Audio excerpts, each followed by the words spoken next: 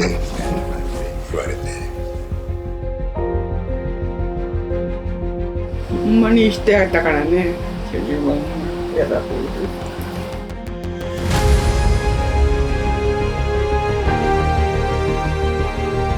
日赤で治療を受けている少年としか情報がないので確かめようがないなと。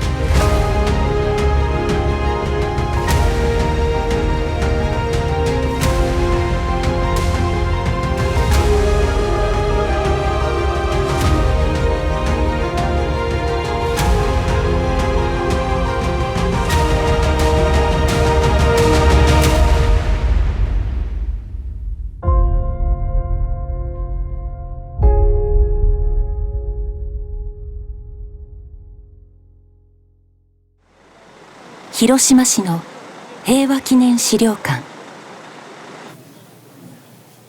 原爆の悲惨さを伝え続けるこの施設にある写真が展示されています。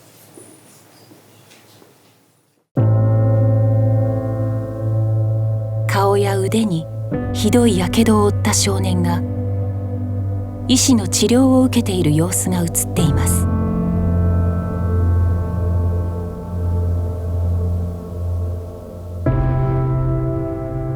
被爆後非常に早い時期にまず撮られた写真であることは大事だと思います。でなかなかやっぱりあまりにも人々のなんですかね、人々の姿があまりにも悲惨な姿になってらっしゃって、残ってる写真もたくさんないというか、でもこれを見たら原爆で一瞬で何が起こったかっていうのをすごく伝える重要な写真だと思ってます。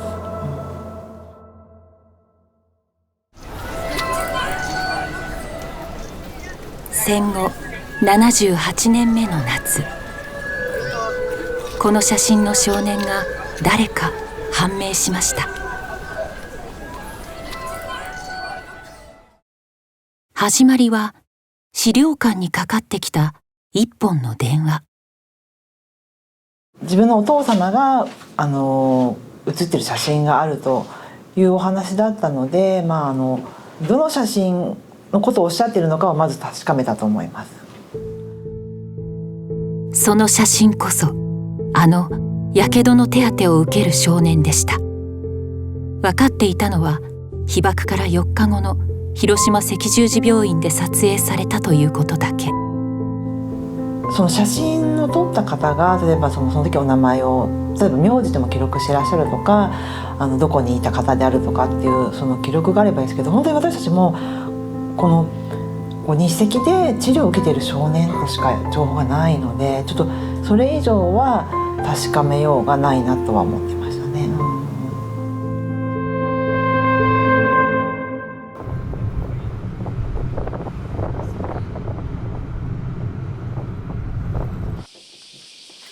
電話をかけた男性を訪ねました。こんにちは。こんにちは。こんにちは。お邪魔します。はい、どうぞ入ってください。大阪府摂津市に住む原田翔吾さん。しか言ってなかったからね。写真のことを知ったのは約30年前。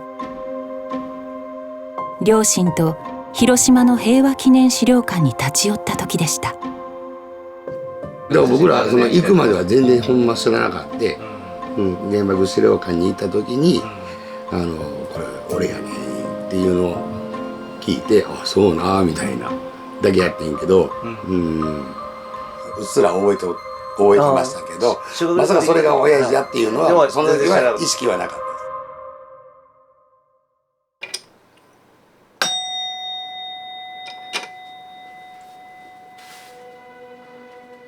原田さんの父、成夫さん。少年時代に広島で壮絶な体験をしていました。被爆当時はまだ16歳。鹿児島から志願して陸軍に入り、広島に来ていました。所属したのは陸軍船舶特別幹部候補生隊の通称若潮部隊。船での特攻を任務とする部隊の通信要員でした。宿営地となった広島市の国民学校で朝礼中に被爆。爆心地からわずか 1.7 キロの地点でした。運び込まれたのは広島赤十字病院。救護に当たるって病院の中がもうぐちゃぐちゃで、薬品もなければ包帯材料もほとんどない状態で、もう悲しいとか辛いとか嫌だとか匂いが臭いとかそんなこと一切もうなんとなく無感情でもう黙々と作業したって言ってましたね。残された書類には被爆当時の状況が記されていました。原爆による全身やけど、頭部および顔面、首より両手足に全身やけどを受けた。特に頭部より顔面のやけどがひどく、開口が困難で飲食の不能が続き、時々意識の不明な状態が続いた。痛かったんちゃいます？これこんだけのやけどですもん。ちょっとやけどしただけでも痛いのに、これが顔全部でしょ。それは辛かったと思いますよ。どうせ痛み止めとかもなかったでしょ。数ヶ月の入院の後、九死に一生を得た成尾さん。その後、妻で正吾さんの母親になる美奈子さんと出会いました。高校生ってから専門学校とか行ってたんですね。その時勤めてて声かけて聞いて骨知り合ったんですね。割とおしゃれやったんし。おしゃれですよね。いやおしゃれですね。この上着る服でもおしゃれでした。いいんですよ。休みになったら一緒にいつもデパート行ったり2人でいつも出てましたが、僕のご飯の用意を親父がそっちでしてくれとった。その思い出はあるんですね。お好み焼きが多かったですけどね。今も見返してます。成尾さんは1999年がんで亡くなりました。70歳でした。原田さんが原爆資料館に父のことを伝えたきっかけ、それはあるニュースを見たことでした。写真に写っていた医師が特定されたというニュースです。広島赤十字病院の産婦人科医長だった故永田浩一さん。永田さんの長女は取材当時こう話していました。父は天寿を全うすることができました。でもあの少年はその後どうなったのか、それが気がかりです。でちょっとこの少年っていう形になって、ちょっと名前が分かってなかったから、ちょっとでもね親父のことが、残ったらなっていう思いがあったから、僕も原爆資料館の方に一回連絡させてもらったんですよ。そうなんですよ。そうですね。ただし写真の少年は本当に成尾さんなのか、その証明が必要でした。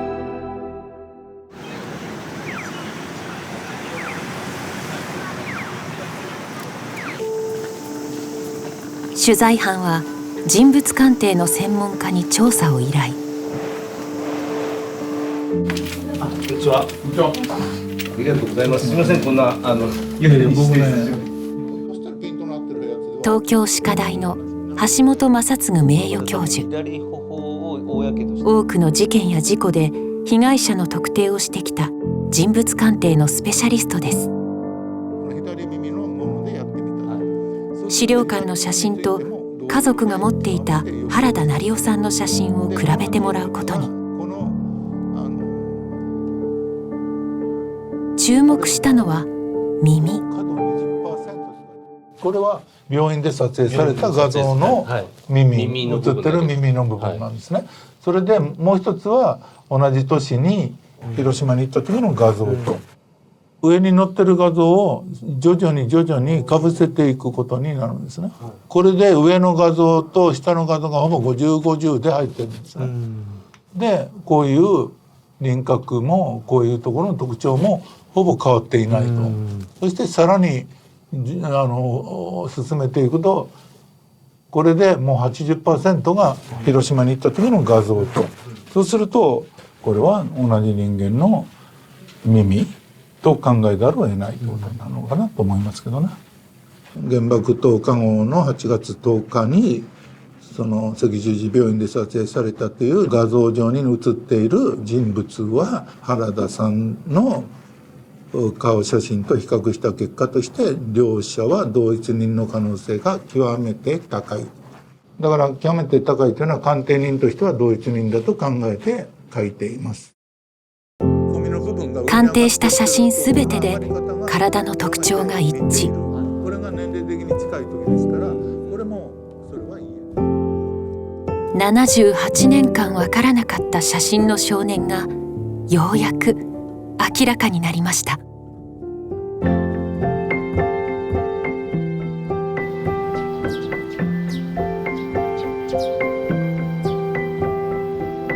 鑑定の結果を遺族に伝えます。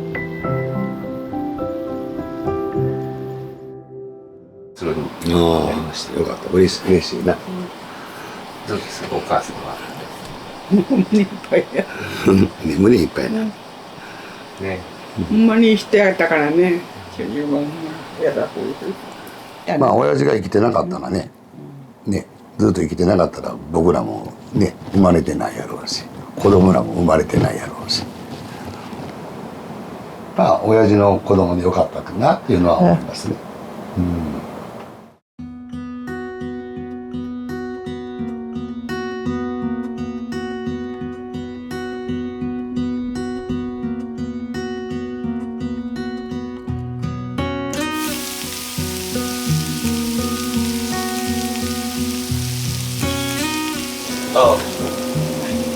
どうですか、久しぶりの広島のお好み焼きの味。美味しい、めっちゃ美味しいです。大阪とちょっと違う。ちゃうね。お母さんはおいしいですよ。9月、原田さん親子は数年ぶりに広島を訪れていました。3年ぶりか4年ぶりぐらいかな。そんなもんやな。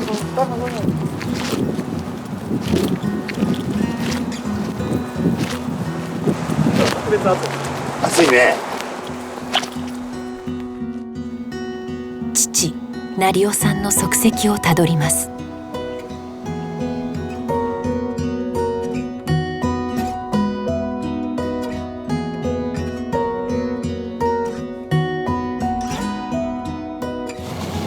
この辺出たかも。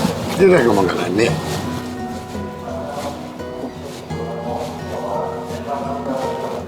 これサバやろうね。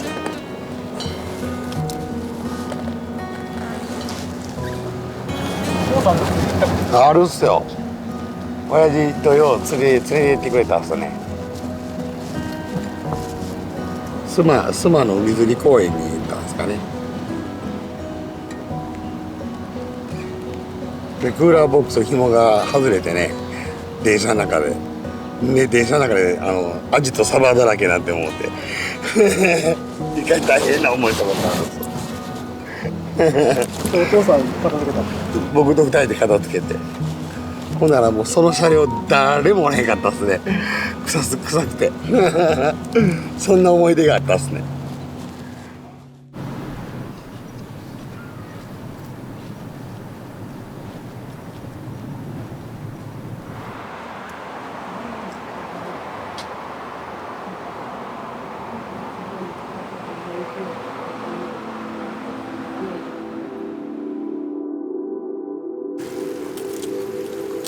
原田さん自身も30代で悪性リンパ腫を患い、被爆者2世として自治体の支援対象に。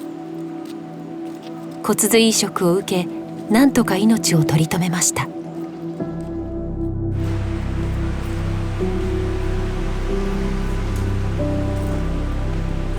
いよいよお父さんのもとへ。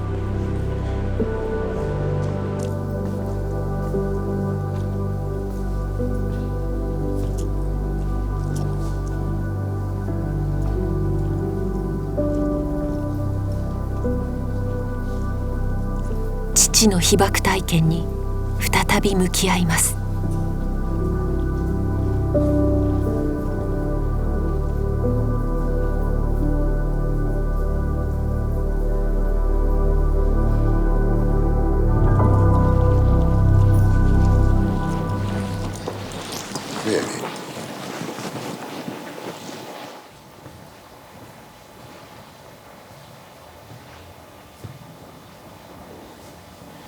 痛かったんやろなって、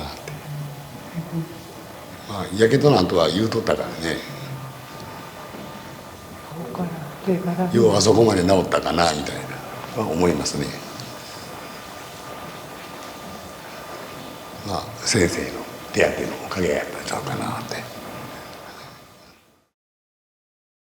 原田さんが広島に来たのにはもう一つの目的がありました。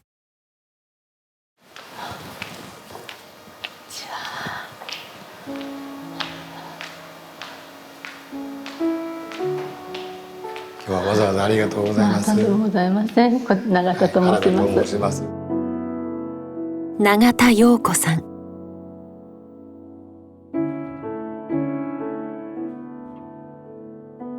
写真に写っていた医師の長女です。